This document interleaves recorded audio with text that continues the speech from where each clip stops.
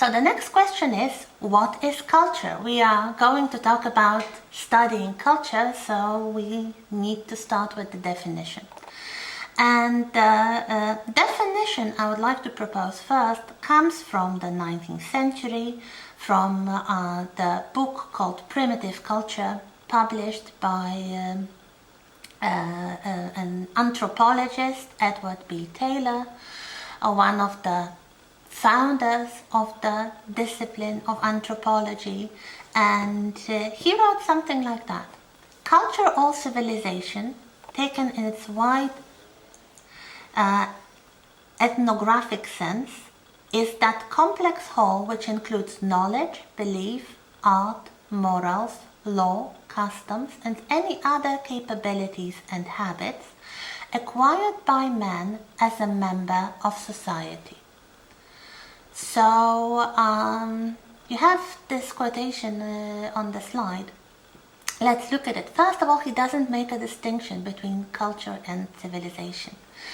This distinction really appears in the 20th century. In the early days of anthropology, these words were usually meant to be synonyms, but he makes some interesting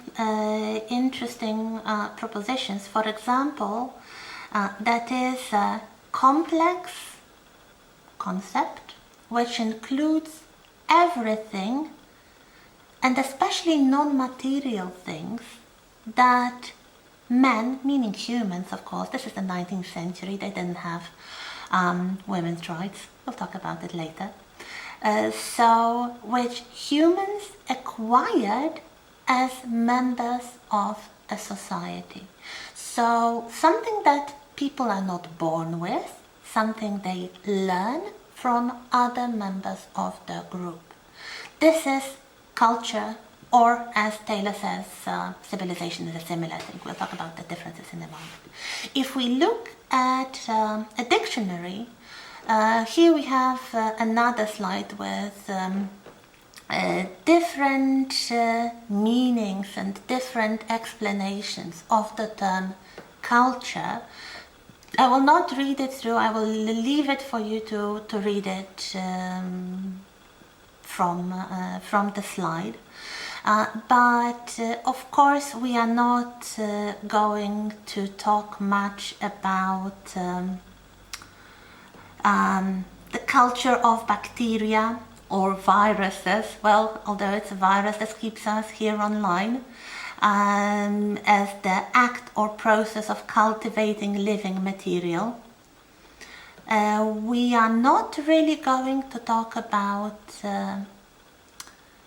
the taste in fine arts or such things, although this is also meant sometimes by the term culture.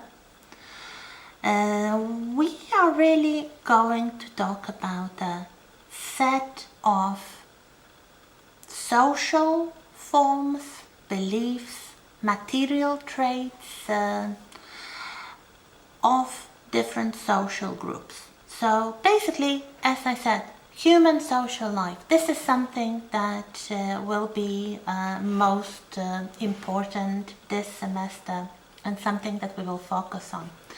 And the next slide gives you some examples of what is culture. Culture, you'll get quite a lot of adjectives today, and the first of these adjectives is that culture is all-encompassing. So it covers everything, especially everything within the social life of a given group, because it can differ from one group to another, but it can cover anything such as art, music, sport, ritual, religion, tool usage, cooking, different types of shelter and housing, clothing, political organizations, social institutions, philosophy, literature, and many, many things. I hope you can continue this list so you get what can be part of culture. Everything that humans do, especially as parts of a society, parts of a group. Here we have some more definitions of what culture is. So, for example, a definition from mid-20th century from Melville Herskovits. Culture is the man-made part of the environment. So something that wouldn't exist without humans. This could be applied to material environment and also to non-material things such as music or literature or poetry or philosophy.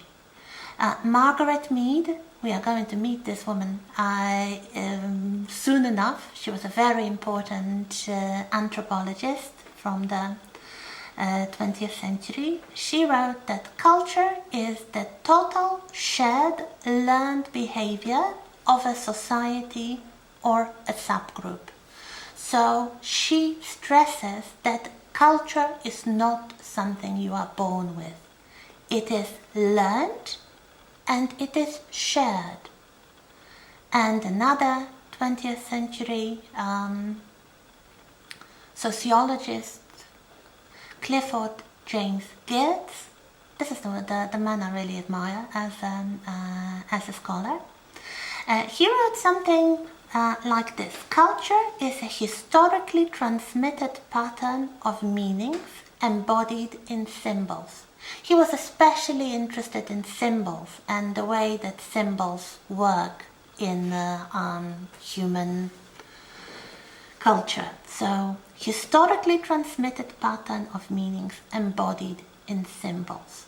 So, as you can see, I hope some view is already clearing itself on what culture is. So let's now compare it with the modern notion of civilization. What is culture, what is civilization, and how it is different? Because nowadays, from the 20th century onwards, there is a distinction, and I hope you can see it in the next slide. Culture is all that we have discussed so far. So, culture answers the question of what we as humans are. It makes life meaningful. This is the answer to the sense of life, the meaning of life for many people, even though usually it makes it more difficult. So culture is not something to make life easy. Civilization is, because civilization answers the question what we possess. And it makes life easier. So these are the tools, the infrastructure, the technologies, also the social arrangements and things like the laws that make life safer, that make life easier, especially on the social scale. So something that whole groups can benefit from. So the type of housing, the type of technology, like the internet, for example, this is part of the civilization. But what people do with the technology and how they use the tools and the infrastructure, this belongs to culture. So if you think about it, culture could exist and grow without civilization. You could have philosophy without electricity. But probably most scholars believe that civilization cannot exist and grow without culture. So it is culture that pushes towards technological progress.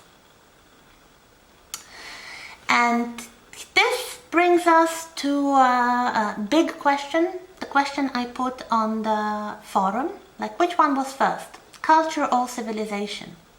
Do we need like a basic level of civilization, so a basic level of technology and tools and infrastructure to start having culture?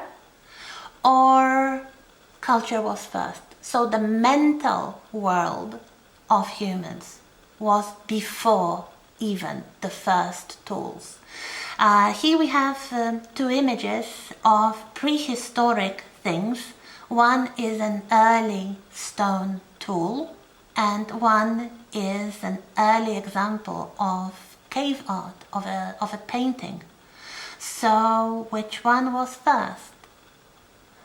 Would it be possible to have culture without civilization, or would it be possible to have civilization without culture? Or perhaps they evolved together, they appeared together, and you cannot really say which one is first. So in the next part, we'll talk about human actions and psychology.